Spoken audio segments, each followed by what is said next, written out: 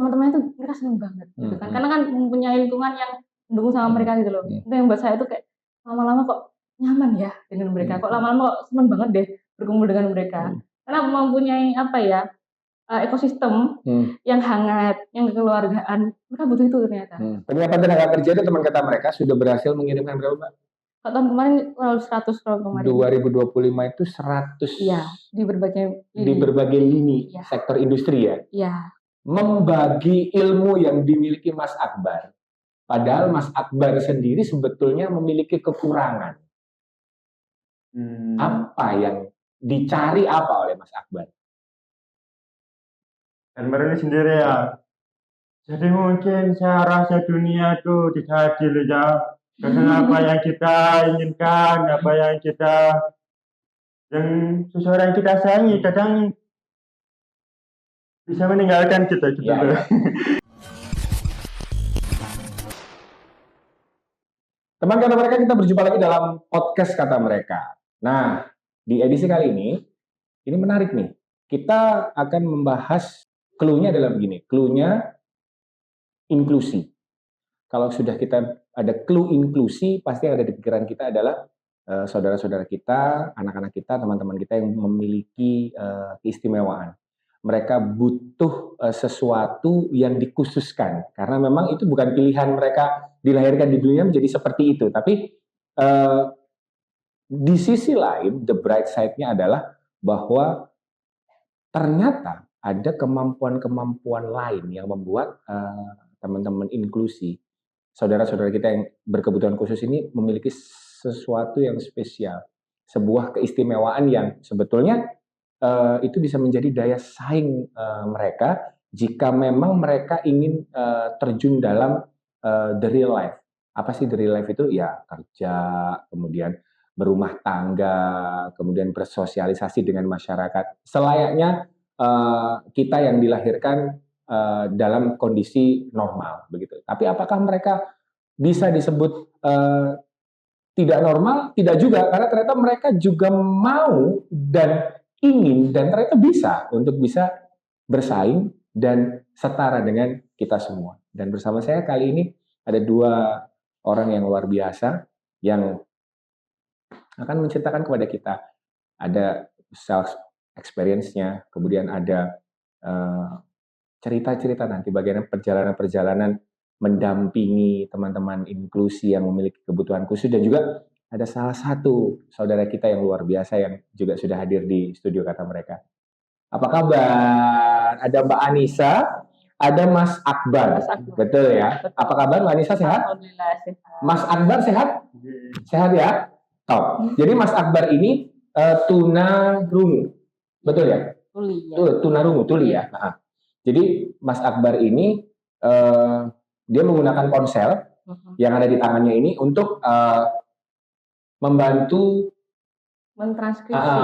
mentranskrip apa yang diucapkan orang yang sedang berbicara dengan beliau. Betul. Nah, dari dua orang inilah kita akan mencoba mencari tahu sesuai dengan tema kita, sanggupkah atau bisakah begitu ya teman-teman yang berkebutuhan khusus ini bersaing, apalagi kita tahu nih negara Indonesia, negara di luar Indonesia dan dunia ini memang sedang kalau bertumbuh ya bertumbuh, bersaing ya bersaing dalam segi apapun gitu. Mbak Anissa, Mbak Anissa sudah tegang duluan, padahal kita mau ngobrol aja santai begitu ya Mbak Anissa. Mbak Anissa itu berangkatnya sebetulnya bukan by accident ya, mendampingi teman-teman ini sebetulnya, karena memang skripsinya dulu ya. Nah, waktu kita ngobrol off air tadi, sebelum mulai kan sudah disampaikan sedikit. Nah, saya pengen tahu itu aja sebetulnya. Memulainya itu teman kata mereka, itu Mbak Anissa ini ternyata awalnya dari skripsi. Karena setiap hari harus ketemu, menjalin komunikasi, bekerja sama, akhirnya jatuh cinta. Ada rasa panggilan hati yang sepertinya memang harus didampingi, dan ada rasa penasaran juga. Betul. Mampu tidak? Bisa tidak? Cerita dong Mbak Anissa. Mulai dari awal kemudian sampai hari ini, sebelum kita nanti masuk ke gadisku, bagaimana peran dinas sosial dan lain sebagainya lah, Mbak Anissa dulu deh. Terima kasih Mas Agung untuk waktunya hari ini kita di sini bisa diskusi bareng ya. Terima kasih atas waktunya teman-teman semuanya. Saya Anissa dan juga bersama Mas Akbar. Di sini kita saling sharing ya pengalaman bersama kita selama ini. Kalau saya memang pendamping teman-teman disabilitas dari Yayasan Rumah Kinasih di Blitar dan juga pendamping di Gadisku Surabaya seperti itu. Nah, dulu memang saya itu kenapa di Rumah Kinasih ya? Karena dulu saya skripsi dan magang di sana seperti itu kan. Dan jadi mau tidak mau saya ke sana tiap hari dong untuk bagaimana melihat kebiasaan teman-teman, bagaimana untuk saya bisa meneliti mereka. Kan setiap hari ke sana gitu kan. Seperti apa dia dalam apa namanya bersosialisasi dengan temannya kesehariannya lah. Gimana. Nah, itu yang membuat saya tuh mereka kok bisa ya tiap hari itu tetap senang terus gitu kan. Tetap gembira apa yang terjadi meskipun bisa berantem kan pasti berantem, tapi nanti makan siang deh udah senang lagi mereka, udah rangkulan lagi, udah peluk-pelukan lagi. Kok bisa? Kan kadang-kadang kalau sama temen kan sehari bisa diem-dieman kayak gitu kan, tapi mereka bisa sangat mudahnya gitu loh berteman dengan sesamanya dan apa ya namanya berkumpul dengan teman-teman itu mereka seneng banget gitu kan, karena kan mempunyai lingkungan yang mendukung sama mereka gitu loh. Itu yang buat saya tuh kayak lama-lama kok nyaman ya dengan mereka, kok lama-lama kok seneng banget deh berkumpul dengan mereka, karena mempunyai apa ya ekosistem yang hangat, yang kekeluargaan. Mereka butuh itu ternyata, butuh yang mau apa ya mau apa namanya menerima mereka, karena mereka seneng banget kita ada menyapa halo gimana assalamualaikum waalaikumsalam seneng banget dan mereka tuh selalu ketawa selalu senyum apapun terjadi. Halo gimana kabarnya, baik banget hari ini, baik banget mbaknya dari mana, rumahnya di mana, seneng banget tiap hari digitukan saya meskipun udah ketemu terus. Tapi nanya mbak gimana udah makan dan sebagainya. Ayo makan seneng banget. Dari titik itu akhirnya Mbak Anissa kemudian aku mau deh gabung dan apa namanya ingin tiap hari sama mereka meskipun saya dulu kan tidak nginap di sana ya. Saya kan dekat dari rumah saya dengan apa namanya saya dekat, jadi dari pagi sampai sore saja, tapi itu membuat saya jadi apa ya menambah ngecharge gitu loh juga kadang-kadang kalau lagi suntuk apa namanya ya burn out kayak gitu ketemu mereka tuh kayak seneng banget gitu loh. Saya sering buat video kecil gitu kan ngobrol aja gimana hari ini seneng apa enggak, itu menurut saya kayak mereka loh seneng banget di sini merasa apa ya merasa ada yang menerima mereka, itu yang soalnya yang mereka mau. Karena mungkin circle positifnya mereka yang dilihat Mbak Anissa waktu itu ya? Iya, karena banyak yang tidak diterima soalnya. Dari beberapa case itu kan lebih banyak yang tidak diterima daripada yang ada keluarganya. Itu yang membuat saya juga lebih terenyuh lagi dengan hal itu. Kemudian yang membawa Mbak Anissa berlanjut, kemudian bisa, saya sebut relawan ya, boleh ya? Iya. Relawan ya, berarti kan relawan. Ya apa ceritanya Mbak? Tahu-tahu kemudian terus selesai skripsi pasti kan wisuda dan lain sebagainya, terus tahu-tahu balik lagi sebagai seorang relawan. Betul. Nah, apa Mbak Anissa? Kalau ditanyain ya apa, saya bingung gitu loh. Kalau sudah seneng kayak nggak ada alasannya nggak sih? Karena kalau ditanya alasannya apa, jadi malah bingung saya. Tapi karena setiap hari sudah menyatu sama mereka, jadi kayak kalau nggak sama mereka tuh kayak apa ya ada yang kurang gitu kayak. Aneh deh, karena saya dari mulai magang skripsi itu saya langsung tidak apa namanya tidak ada space untuk saya tidak sama mereka langsung, dan dari wisuda pun saya langsung juga terjun sama mereka dan alhamdulillahnya dari tim yayasan juga menerima saya juga di sana. Saya senang banget jadi bisa all in gitu loh sama mereka. Itu yang membuat ngalir terus lama-lama jadi lebih senang lagi dan mau mengembangkan mereka. Sulit nggak Mbak Anissa? Itu pasti ditanyakan banyak nih oleh teman-teman karena mereka yang nonton YouTube kita sekarang. Mungkin mereka sebagian besar ingin, tapi ragu-ragu atau takut. Jangan-jangan nanti kami rooming nih, sulit nih begitu. Sulit nggak Mbak? Kalau tanyain sulit nggak sulit ya. Kalau sulit karena kita belum terbiasa dan belum tahu treatmentnya seperti apa. Karena kan kita kalau kami di yayasan kan ada yang ODGJ, ada yang intelektual, ada juga yang apa namanya fisik dan sensorik, ada macam-macam. Jadi setiap jenis disabilitas beda treatmentnya, cara komunikasi juga beda. Jadi yang membuat sulit kan kita belum terbiasa sama mereka yang membuat sulit. Tapi karena udah terbiasa, udah tahu apa namanya ya, udah tahu kebiasaan mereka enak kok.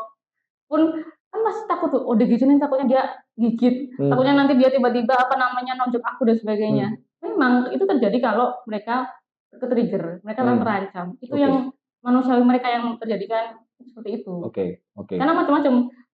Tim kami juga banyak yang namanya juga ODGJ ya. Misalkan kalau ke-trigger juga pasti dia lihat sisir pun dia bisa marah, bisa nangis. Ada tuh hanya sisir. Yang karena ada mungkin traumanya dia. Ya, ada kepingan-kepingan memori yang mungkin membuat dia jadi teringat. Kursi pun membuat mereka juga marah. Kenapa gitu kan? Ternyata ada kursi yang membuat mereka itu ke-trigger kayak gitu. Kok tiba-tiba dia diem.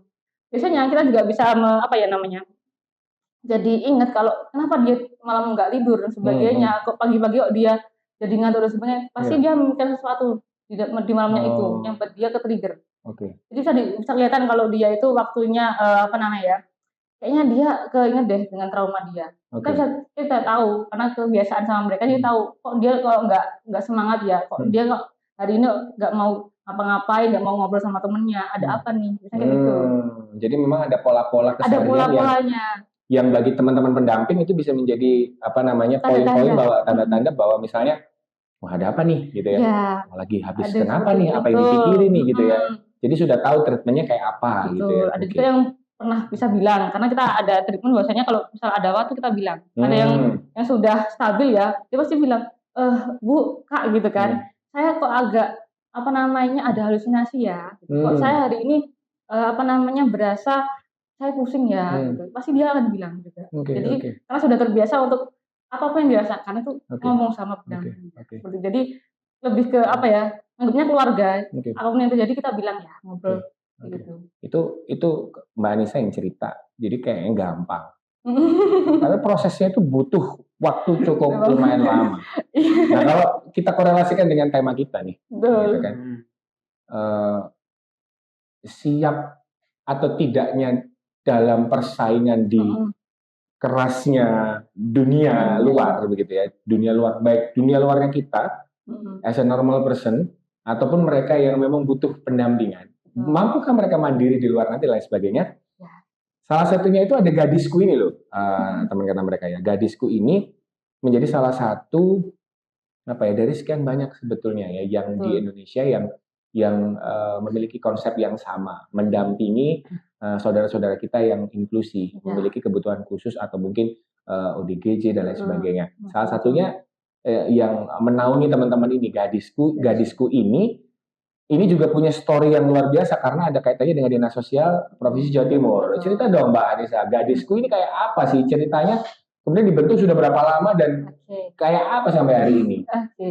Jadi Gadisku ini panjangannya ya, bagus banget ya, namanya kayak sangat cantik gitu kan. Cantik banget. Galeri Disabilitas Kinasih dan UPT.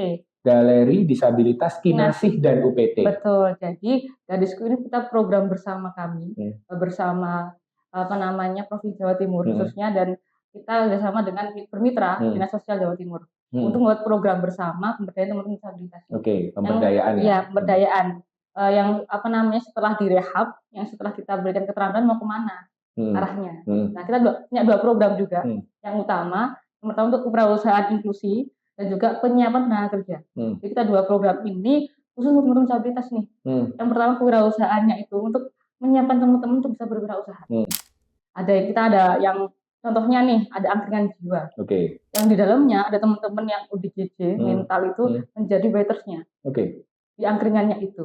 Ada juga teman-teman yang intelektual, learner juga menjadi waitersnya juga. Itu ada juga kita punya Mas Akbar ini juga barista tuli. Namanya Tuli Kopi. Di mana baristanya tuli, teman-teman tuli. Seperti itu. Itu juga kita latih juga.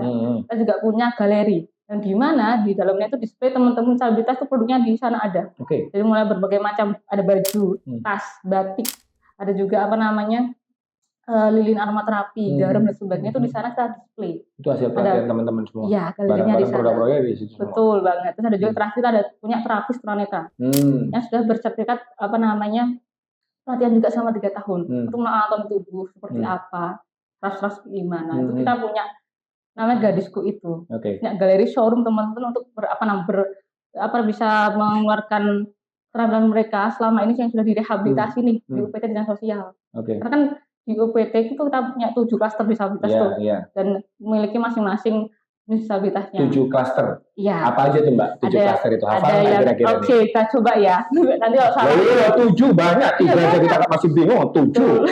Apa aja tuh Mbak? Ada RSBN itu teman-teman netra. RSBN. Ya. Netra, berarti Tunanetra. tidak bisa melihat. Teman-teman yang Nah, tidak bisa tunanetra melihat. ya. Betul. Ada juga yang RSBG, Grahita, teman-teman Grahita. netra. Ada juga RSBRW itu ilmu wicara. Ada juga yang RSBD itu daksa. Ada juga RSBLK itu teman-teman yang apa namanya ODGJ dan mental juga. Oke. Ada juga yang di PMKS juga ODGJ dan juga terlantar juga ada. Dan ada juga yang KISTA. Jadi itu apa nama seluruh UPT dinas sosial yang klasternya disabilitas dan memiliki semua keterampilan masing-masing. Nah, itu kita akomodir di salah satu di Gadisku ini. Apapun yang mereka buat. Ada yang membuat apa namanya jam dari ukiran kayu itu juga ada. Iya. Mbak Anissa sebagai apa di Gadisku? Oke, kalau saya di Gadisku sebagai manajer perusahaannya. Oh, manajer keuangan. Jadi saya mendampingi teman-teman untuk berwirausaha dan gimana cara pemasarannya, lebih ke situ. Kurasi untuk teman-teman. Kurasi produk. Ada dua nih teman kata mereka ya. Tadi disebutkan Mbak Anissa. Iya. Penyiapan kewirausahaan. Iya. Dan penyiapan tenaga kerja. Betul. Ini dua hal yang berbeda nih. Dua hal yang berbeda. Bagaimana caranya kemudian dari teman-teman relawan ini kemudian contoh nih Mas Akbar nih, contoh Mas Akbar ini barista aja deh karena kemampuannya dia bikin kopi nih. Iya, betul. Itu yang menentukan siapa? Dianya sendiri atau teman-teman kita sendiri atau kemudian dari teman-teman relawan yang melihat ini bisa nih gitu. Oke, yang pertama dari kemampuan dia sendiri dulu. Gimana dia maunya seperti apa? Aku maunya bisa belajar sosial media spesialis juga ada. Kayak gitu. Aku mau belajar tentang apa namanya teknologi. Ada yang seperti itu. Karena kalau dia tidak passionnya, dia jadi tidak mau. Bisa kayak gitu. Tapi kalau teman-teman biasanya yang ODGJ dan meta kan harus diarahkan dulu. Iya. Dia harus tahu dulu kayak gimana sih pembuatan misal kopi. Gimana sih kalau kita harus membuat batik. Jadi diarahkan dulu. Karena belum bisa memilih. Kalau teman-teman yang rumu bicara, yang daksa, dia bisa memilih dan sesuai apa yang dia suka. Itu yang kita tanyakan dulu yang ke pribadinya seperti apa. Tapi kalau teman-teman yang kayak kebanyakan yang Grahita, Down syndrome, apa namanya mental, itu kan kita arahkan dulu. Dia sukanya yang seperti apa sih? Kayak gitu. Rata-rata memilih apa? Rata-rata memilih apa teman-teman itu? Saat diarahkan gitu mereka? Kalau teman-teman yang ODGJ, yang apa mental dan intelektual, biasanya kita arahkan untuk pertama vokasi membatik dulu. Kita suka nggak menggambar nih? Kalau suka ya teruskan mencanting dan sebagainya. Dia suka nggak menggambar? Misal aku maunya desain ternyata. Tetap riset juga. Iya, kita tetap riset. Ternyata dia nggak suka apa namanya membatik. Ada yang suka berkebun juga sebenarnya. Oke, berkebun. Dia seneng tanam-tanam. Dia ternyata gitu. Karena dulunya diajak sama ayahnya untuk petani. Kayak gitu. Jadi saya sukanya seperti ini, Bu. Oke, nggak apa-apa. Jadi ya harus riset dulu. Kita nggak bisa langsung tanyakan kan dia nggak bisa menceritakan ya. Jadi apa kamu suka apa dulu nih? Kita ajari. Pertama kita pasti calistung, membaca terus menghitung dulu. Biar dia tahu apa sih basicnya gimana dan keuangan. Penyiapan tenaga kerja itu teman kata mereka sudah berhasil mengirimkan berapa, Mbak? Tahun kemarin 100 kalau kemarin. 2025 itu 100. Iya, di berbagai lini sektor industri ya. Iya. Bayangkan. Luar biasa loh. Alhamdulillah. Kalau penonton yang baik kita minta tepuk tangan kayaknya ya. Luar biasa loh. Alhamdulillah. Itu di sektoral yang memang mensupport teman-teman inklusi ya. Betul. Nah, oke. Saya bisa ngobrol dengan Mas Akbar nih? Boleh. Bisa ya? Mas Akbar, apa kabar? Alhamdulillah baik. Saya nggak bisa bahasa isyarat. Tapi sekarang kan karena teknologi luar biasa ya teman kata mereka. Jadi bisa menggunakan alat bantu. Ponsel itu bisa digunakan untuk alat bantu. Mas Akbar. Mas Akbar, saya tanya nih. Saya tanya. Mas Akbar sekarang usia berapa? Sekarang saya umur 22 tahun. 22 tahun. Iya. Sudah punya pacar? Alhamdulillah belum. Iya, ditanya pacar. Cepet jawabnya. Mas Akbar ini sekarang sudah menempuh kuliah di UNESA. Jurusan Pendidikan Luar Biasa UNESA. Pendidikan Luar Biasa UNESA. Mas Akbar, kenapa memilih kopi sebagai sebagai sebuah hal di dunia ini yang kemudian disukai oleh Mas Akbar? Jadi memang sebagai seorang disabilitas itu kita pasti punya pemikiran gimana sih bagaimana cara kita bisa menerima diri yang memiliki kekurangan gitu. Oleh karena itu saya sering merasa sendiri, sering sering mampir ke tempat-tempat kopi, saya merenung diri dan akhirnya di sini saya punya kenyamanan sendiri. Oh. Mulai dari situ saya berpikir gimana sih caranya supaya saya itu sering ngopi tapi nggak ngabisin duit gitu. akhirnya akhirnya saya bekerja dan mempelajari kopi dan saya bekerja sesuai dengan apa yang sukai. Oh, berarti sebelumnya bekerja juga. Sebelumnya sudah bekerja juga di apa kedai kopi juga. Ya. Sudah bekerja juga. Sebelumnya saya pernah mendapatkan pelatihan barista di Meton Hotel Surabaya. Nah, setelah itu saya baru mencoba untuk merintis usaha kopi dengan gadisku. Oke. Kopinya enak ini berarti. Bikin kopinya berarti enak nih berarti. Solusi buat yang suka kopi tapi nggak pengen uangnya berkurang. Jadi barista. Betul. Itu quote menarik loh itu. Kemudian Mas Akbar, kenapa Mas Akbar tidak memilih untuk aku kerja gitu? Maksudnya tidak menjadi seorang barista. Kenapa memilih menjadi seorang wira swasta ketimbang kerja kantoran begitu? Kenapa Mas Akbar? Jadi kalau saya ini termasuk multi talenta ya, Pak. Saya bisa bekerja dimanapun. PD-nya bisa di kantor, bisa di delega kopi, bisa fotografi, bisa. Intinya saya ingin mengerjakan semua hal yang saya sukai. Gitu. Jadi saya tidak mau hanya berfokus pada satu tujuan saja, tapi juga saya ingin belajar tentang hal lain. Jadi mungkin ya delega kopi ini saya jadikan sebagai media pemberdayaan disabilitas. Tidak dengan gadisku dan delega kopi bisa memberdayakan disabilitas mulai pelatihan buat kopi dan memberikan peluang kerja untuk teman-teman disabilitas mulai menjadi kopi ya. Lalu di sisi lain saya juga memberdayakan di bidang pendidikan. Jadi saya aktif jadi guru ngaji dan juga guru SLP terapi. Jadi Mas Akbar guru ngaji? Ya. Oh ya? Ya. Karena saya juga punya bidang pendidikan kan, yang luar biasa juga bidang pendidikan, juga fokus bidang perkopian. Jadi saya mau menjalani dua hal itu dalam satu waktu. Mas Akbar,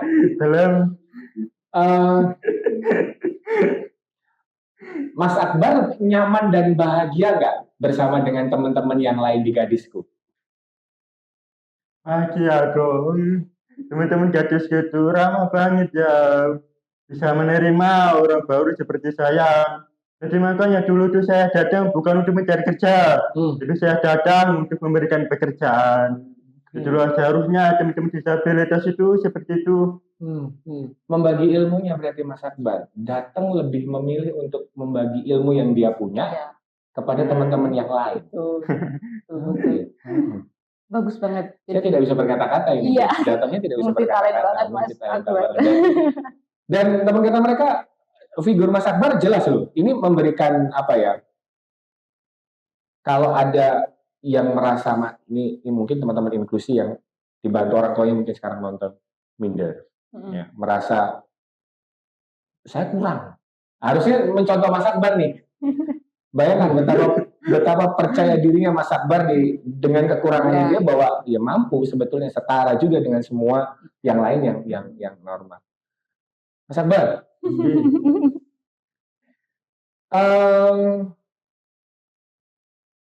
membagi ilmu yang dimiliki Mas Akbar, padahal Mas Akbar sendiri sebetulnya memiliki kekurangan.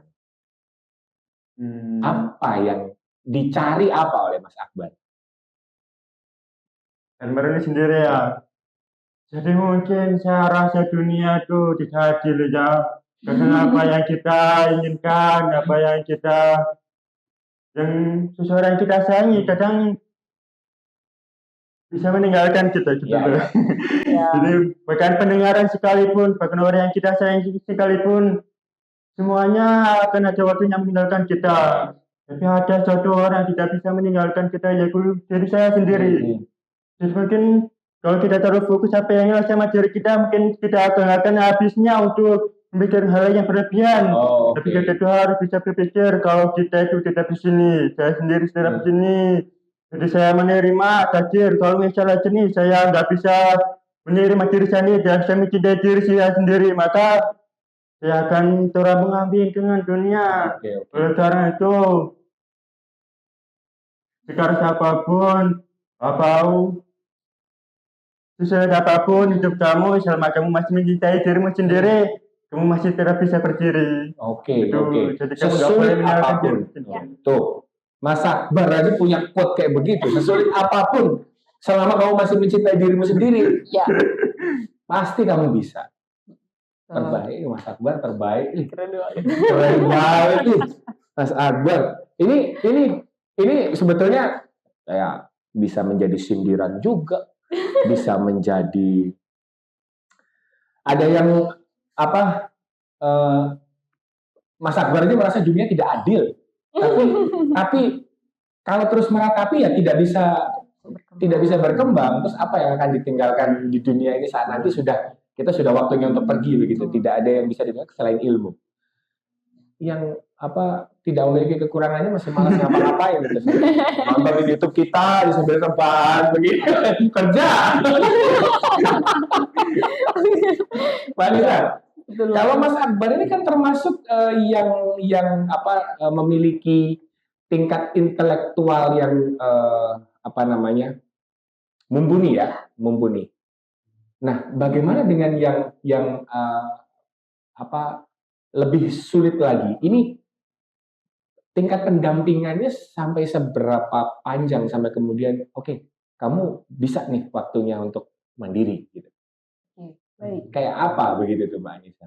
Macam-macam ya kalau ditanya itu kayak kita punya. Yang pernah jalan Mbak Anissa deh sama teman-teman. Banyak nih, banyak banget kayaknya. Yang paling membekas. Kita pernah juga mendapatkan klien kami, dia ganda, dia juga mental juga iya, fisik juga iya, sakit juga iya, sakit di badannya maksudnya. Yang membuat kami juga sangat terenyuh gitu kan. Dia nggak bisa ngomong, seperti itu juga. Itu yang membuat kami ini gimana caranya biar dia tuh minimal bisa ADL-nya, jadi living-nya tuh bisa mandiri kayak gitu. Ngomong nggak bisa ngomong, nggak bisa jalan karena kakinya kecil, Pak. Kakinya kecil dan dia cuma bisanya marah-marah. Ya mungkin karena lingkungannya dulu ya. Gitu. Kita mendampingi dari awal lagi. Mendampingi gimana caranya dia bisa makan, bisa makan sendiri. Dampinginya harus khusus ya kalau yang gini. Jadi tidak ada kepikiran untuk nanti dia bisa minimal nyari uang sendiri enggak, tapi malah dia bisa dari living-nya. Itu yang buat kita targetnya itu. Dia bisa dari living-nya tuh mandiri. Untuk dia sendiri tuh kita targetnya seperti itu. Minimal itu. Nanti kalau sudah nyampe situ baru kita mikirkan tentang keberdayaannya. Itu kita targetnya. Jadi dari living-nya dia bagus, baik gitu kan. Misal teman-teman kita ada yang autis nih. Kita juga punya autis. Dia itu enggak bisa ngomong memang. Tapi dia suka dengan nyanyi juga membantu temannya. Itu yang membuat dia itu misalnya anak baru nggak bisa apa-apa, dia akan bantu untuk daily living-nya. Ini caranya mandi, ini caranya cuci baju kayak gini. Ini ngasih contoh untuk anak-anak yang baru seperti itu. Jadi saling melengkapi. Jadi kita seperti itu membuat senior-seniornya yang sudah duluan bergabung dengan kami. Itu jadi contoh untuk mereka bisa daily living. Oh ternyata seperti ini loh ternyata tiap harinya. Karena kan ada beberapa dari keluarganya tuh tiap hari dimandikan, tiap hari harus suapin terus. Itu yang membuat mereka malah tidak mandiri. Oke, kita stop di situ. Kita underline di situ. Karena 3 kali sudah Mbak Anissa mengatakan bahwa karena orang tuanya. Untuk kali ini harus terpaksa saya stop dan saya underline di situ. Gitu ya, Pak. Itu menjadi juga sebuah hal yang banyak pasti kita bertanya. Karena saya juga punya self experience ke Polsos, kemudian ke dinas sosial dan lain sebagainya. Ada yang memang orang tuanya tidak menginginkan, udah kita los aja. Kemudian anaknya kemudian sudah begitu. Tapi ada yang memang mereka menerima bahwa itu buah hati mereka sayang banget dan akan mengupayakan segala cara. Betul. Nah, bagaimana Mbak Anissa dan teman-teman termasuk dari dinas sosial deh melihat itu perlu nggak sih edukasi atau apa gitu Mbak Anissa? Iya, karena sebenarnya edukasinya mereka loh, bukan pilihan. Ada yang terlalu sayang itu membuat mereka jadi kasihan. Nanti Ini kalau justru dia kalau terlalu sayang malah nggak bisa mandiri. kalau dia nanti nggak disuapin nanti dia nanti nggak bisa. Oke. Kasihan, makanya nggak mandiin kayak gitu. Oke. Kasihan makanya ini. Itu malah membuat mereka kan jadi oh ini yang normal itu seperti ini ternyata. Saya harus dimandiin ternyata. Saya harus disuapin ternyata. Itu yang membuat jadi stigmanya dia sendiri. Oh ini normal kayak gitu. Jadi saya harus disuapin, saya harus dimandikan. Nah, padahal kan tidak seperti itu. Harus ya merubahnya itu yang membuat PR kami juga. Dan makanya kalau di UPT ataupun di yayasan kami di Gadisku itu harus mandiri minimal. Tapi itu kita dampingi. Gimana sih caranya mandi? Gimana sih caranya kita untuk mencuci baju? Itu kita pasti dampingi secara rutin. Jadi terbiasa untuk itu. Karena kalau di yayasan kami Gadisku itu harus mandiri. Biar dia itu merasa saya itu butuh mandi, saya itu butuh makan sendiri gitu loh. Jadi tidak perlu bantuan orang lain. Iya. Tidak perlu bantuan orang untuk diambilkan, untuk disiapkan tidak perlu, tapi bisa sendiri seperti itu. Karena terlalu sayang itu banyak kita punya case beberapa tuh karena terlalu sayang, jadinya nanti bisa nggak ya anakku di sana, nanti bisa nggak ya Kak, Bu, itu kan dia gimana di sana, apakah campur dan sebagainya gitu kan, karena takutnya nanti dia nggak bisa adaptasi dengan lingkungan yang baru seperti itu. Padahal kita juga pasti mendampingi setiap harinya pastinya, dan untuk rutinitasnya pasti ada laporan juga. Setiap 3 bulan itu ada raportnya juga sebenarnya. Rapor untuk pengembangan anaknya itu seperti apa sih? Kayak gitu. Ada teman-teman yang tidak memiliki orang tua yang ada di yayasan atau di UPT? Banyak yang tidak memiliki orang tua dan mungkin telantar juga banyak. Gitu kan. Itu yang kita dampingi kayak gitu. Kalau ada orang tuanya juga ada kayak gitu banyak. Yang tidak memiliki orang tua didampingi sampai ya, kalau ada yang kalau sudah bisa mandiri itu dampingi sampai dapat pekerjaan. Kalau yang tidak bisa mandiri, ada yang harus ganda itu kita rapat sampai dia minimal dia sehat seperti itu. Berarti negara memperhatikan anak-anak terlantar itu betul, Mbak? Nggak apa-apa loh, Mbak, seandainya memang ada kekurangan disampaikan aja. Karena begini loh, teman kita mereka to be honest nih. Kalau kita lihat sosial media sekarang, dengan berbagai macam cerita di dalamnya. Kalau ada yang kaitannya dengan teman-teman yang inklusi begitu ya. Kalau nggak salah kemarin saya baca berita, tapi nggak di Indonesia. Itu karena saking capeknya orang tuanya, si anak ini malah dipukuli begitu karena dinilai merepotkan. Memang tidak di Indonesia begitu, tapi kita mungkin nggak tahu sebetulnya di Indonesia yang luas ini ada kejadian seperti itu, dan itu memang tidak diketahui. Bahkan tetangga kanan kiri yang mengetahui pun enggan speak up karena mungkin merasa nanti kalau saya speak up anak ini malah kenapa nih. Nah, kayak gitu itu menjadi catatan juga sebetulnya bagi pemerintah yang harus hadir di situ. Karena kalau kita bicara bentuknya yayasan bentuknya komunitas itu sudah tugasnya sudah capek banget begitu ya, tapi menyenangkan begitu karena menerima laporan itu sudah berulang kali ya Mbak ya. Laporan riset juga, visit juga, melihat kondisi di lapangan dan lain sebagainya, apakah harus perlu dibawa ke asrama atau memang tetap harus tinggal di rumah dengan orang tuanya dan sebagainya, itu menjadi catatan luar biasa. Makanya kita bermitra dengan pemerintah ya, dinas sosial khususnya untuk itu menangani teman-teman disabilitas khususnya, karena masih banyak PR-nya, masih banyak yang masih apalagi di daerah ya. Betul. Itu yang masih belum ter-up gitu kan, biasanya kan atau masih disembunyikan bagaimana kita yang tidak tahu kan, itu kan data pun juga kan tidak semua juga sesuai gitu kan. Makanya karena memang saya setuju tuh Mbak, skala Jawa Timur aja pasti indeksnya tidak akan mungkin langsung diflorkan berapa jumlah dan lain sebagainya, tapi pasti ada di beberapa wilayah-wilayah di Indonesia di pelosok khususnya yang memang butuh. Betul, makanya kita bermitra dengan pemerintah, dengan dinas sosial, polisi untuk buat program bersama ini. Karena kan banyak yang di luar UPT juga kan masih banyak tuh teman-teman disabilitas. Makanya kita yang Gadisku ini untuk mengakomodir teman-teman di luar UPT ini, di luar dinas sosial ini yang kita ajak juga seperti itu. Kalau Mas Akbar pasti sudah siap.